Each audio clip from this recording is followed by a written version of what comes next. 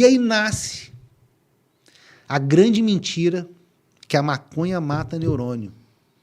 Como que nasceu essa mentira? Universidade de Tulane, nos Estados Unidos. Vai virar corte isso aqui, hein, cara? Me pegam 5 macacos rezos num trabalho que para qualquer universidade seria vergonhoso.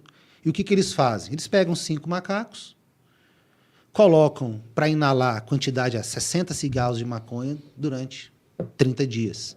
No terceiro dia, alguns morrem, outros têm efeitos gravíssimos. E aí eles acabaram de concluir que a maconha mata. Só que para você fazer um trabalho válido, tinha que estar ali do lado o controle disso, que seriam 5 macacos respirando fumaça sem maconha. Para você dizer que é a maconha que mata, e não a hipóxia causada pela fumaça. Mas não era a ideia deles. A ideia deles era realmente condenar a planta. E fizeram uma convenção de psiquiatras. Fala assim, avalia a maconha aqui que a gente quer saber, 1930. O grupo de psiquiatras fala, olha, tá aqui o resultado, uma planta normal. Algumas coisas e tal, mas nada demais. Ele pega e faz uma outra. Monta uma segunda comissão. Dentro dessa comissão tem um brasileiro, um médico, chama Pernambuco Filho. Isso naquela época. E ele é o cara que dá a ideia de introduzir a maconha na lista de substâncias proscritas. E a cannabis se torna, a partir daquele momento, diante da ONU, da Organização Mundial de Saúde, a pior substância que existe no mundo, junto com a heroína. Tem o Brasil, em 1930, proibindo com uma lei, né? Então ela é retirada das farmácias, porque ela era vendida nas farmácias, em 1930, na forma de cigarro. É interessante, né? A gente não sabia dos males do fumígeno. Então a maconha ela era vendida na farmácia como o nome de cigarro Grimaud, ou cigarro Zindienne, que era um francês, né? E era um produto vendido na farmácia no Brasil, livremente. No Brasil vendia em todas as farmácias. Porque, cara, a gente estava numa transição entre o comprimido e as tinturas e os comprimidos. A tintura, nós não estamos numa época que a gente não sabe de THC e CBD. A pessoa sabe que ela pinga dá uma goladinha naquele licor ali, que era licor de cannabis. Tintura é o líquido. É o líquido extraído com álcool, né? Tá. Que era o jeito mais comum. Se você erra a dose, é como se você tivesse, fumado uns baseados na sua vida. Na rotina, isso se torna um problema. De repente, alguém inventa uma aspirina ou um trem que você não erra a dose, é mais fácil, não suja, não tem que ficar carregando. Então, foi perdendo popularidade. A cannabis, junto com essa proibição, ela desaparece. Ela fica só no universo clandestino, né? Até que, cara, aí é quando é uma das histórias mais lindas que existe. Isso vai virar um Nobel de Medicina. Ele faleceu ano passado, infelizmente, que é um químico búlgaro que chama Rafael Mechulan. Que isso é lindo, essa história. Porque, cara, isso vai culminar numa das coisas mais importantes que a gente tem no nosso corpo, que foi descoberta agora, na década de 90. E o que foi descoberto? Dr. Rafael Mechulan, um químico búlgaro, morava em Israel. Ele resolve, e Israel era país-eco naquela época, não é a potência que era hoje. Resolve estudar algo que ninguém estava estudando. E ele começa a ler os livros, e ele pega um livro do Pedano Dioscórides, ele pega um livro do William Brooke. Ele fala, poxa, mas essa cannabis aqui, cara, isso aqui tem um trem diferente. O que tem nessa maconha que faz ela diferente? E ele vai estudar. Pede para o governo de Israel, vai na delegacia, tem um documentário lindo contando essa história no YouTube, chama O Cientista. Dr. Rafael Mechulan vai na delegacia, pega 1 quilo de haxixe, que é uma extração da cannabis, e leva no ônibus para casa. Ele conta essa história, que o povo do ônibus assim, ninguém conhecia muito, mas ficava um cheiro muito forte. Ele vai para casa e ele estuda, leva para o laboratório, e ele estuda e consegue isolar o primeiro componente que a cannabis foi descoberto, que é o mais famoso, que é o THC. E ele fala, por isso que a maconha é psicoativa. Porque ela tem um composto psicoativo, o nome dele é THC. E são vários, não é só um. O que é THC? Tetrahidrocannabinol. É uma molécula. Esse eu sabia, já te respondeu. E muito interessante, porque ele vem descobrindo. E olha que interessante isso. Ele descobre isso, descobre 10 canabinoides. Só que ele é químico. E ele quer entender, cara, Como que isso age no cérebro da pessoa? O álcool não tem lugar específico.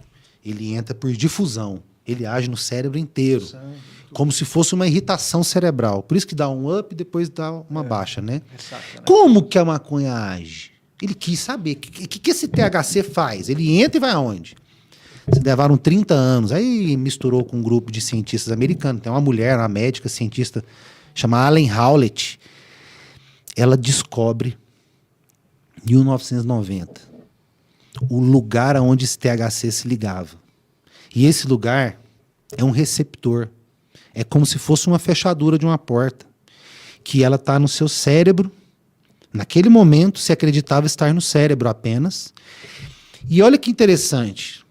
É um receptor que só serve para isso. Eu vou dar um nome para ele. Receptor canabinoide. Porque ele serve para receber o canabinoide da planta.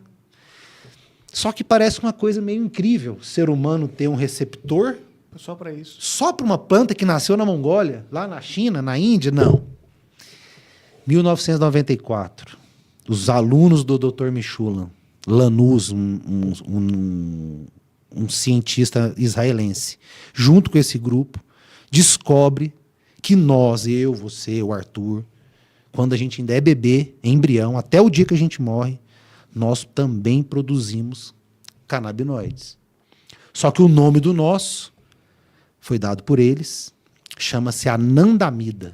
Esse é o nome do dia. Se fosse para aprender alguma coisa hoje, é o nome desse canabinoide produzido por nós. Hoje, anandamida. Ananda vem do sânscrito, quer dizer felicidade interior, bem-aventurança, amor fraternal. Porque naquele momento descobriu-se no cérebro de ratos, no local onde é responsável pela nossa motivação, pelo circuito emocional, pela memória. O antidepressivo natural. Ele é fisiológico. Ele é basicamente um modulador de funções neuronais. Hoje, sistema endocannabinoide não é só um receptor e um transmissor. São 2 receptores, pelo menos, 6 canabinoides e mais de 300 moléculas envolvidas na produção e na degradação deles. Tudo isso é chamado sistema endocannabinoide, que todos nós temos. Tanto que nosso corpo é complexo, né, gente? Não, e cara, Não, e assim, cara, imagina vamos você lá. descobrir. Imagina você estar mexendo aí nas coisas de, sei lá, mexendo no computador, você descobre um sistema novo, como se fosse um novo Linux. Você fala, cara, isso aqui estava aqui, ninguém viu. Não, ninguém viu.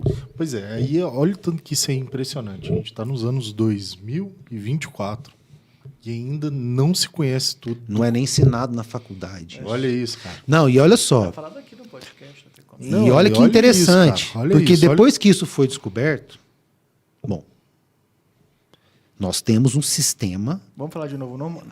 anandamida, Anandamida. que é o principal canabinoide produzido por nós. E sabe o que é interessante? É porque tudo no nosso corpo, se você para de produzir, ele te dá alguma doença. Qual foi a próxima pergunta que eles fizeram? Universidade Federal de Minas Gerais aqui falando sobre. Quais as doenças que podem estar sendo geradas por deficiências de canabinoides nas pessoas? Pois é, doutor. Essa foi a pergunta que eles fizeram na década de 90. E aí eu vou te perguntar. 30 anos. Qual que é a resposta? E aí, 2002, um cientista americano chamado Dr. Ethan Russo, está vivo até hoje, postula uma teoria, cria uma teoria, que ele fala o seguinte: se você para de produzir serotonina, você vai desenvolver depressão. Se você para de desenvolver, se você desenvolve dopamina, pode desenvolver o Parkinson, acetilcolina, o Alzheimer. Tudo no nosso corpo, quando ele para de produzir, principalmente neurotransmissores, você tem uma consequência que às vezes não tem nada a ver com a causa base. Bom, quem vai imaginar, por exemplo, que a pessoa está agressiva porque ela está com deficiência de acetilcolina no Alzheimer? Não é bem essa ligação que a gente faz hoje, porque a gente sabe que existe acetilcolina. Sim. E eles quiseram entender, assim, quais são as doenças que estão envolvidas quando o sistema canabinoide ele para de funcionar. E ele criou uma teoria, naquele momento, em 2004, que ele publicou, Ele levou 2 anos estudando. Ele falou fibromialgia, enxaqueca e o intestino irritável. Ele falou essas 3 coisas na teoria dele. 2008, ele revisa. Ele fala, não. Ansiedade, depressão, glaucoma, transtorno estresse pós-traumático, autismo, epilepsia, Alzheimer, Parkinson, esclerose múltipla. Ele colocou várias na lista. O que ele não quis dizer é, não estou dizendo que é a causa. Estou dizendo que todos esses têm algo em comum. O sistema canabinoide está deficiente. O sintoma, aí vem. Sistema canabinoide, você tem. Você não tem porque não tem cabelo, né? Mas é do. Mas quando você tinha cabelo, era do cabelo, célula do olho, do intestino, do sangue, plaqueta, linfócito, leucócito, hemácia. Barba não serve, não? Todas as células do nosso corpo possuem algum componente do sistema canabinoide.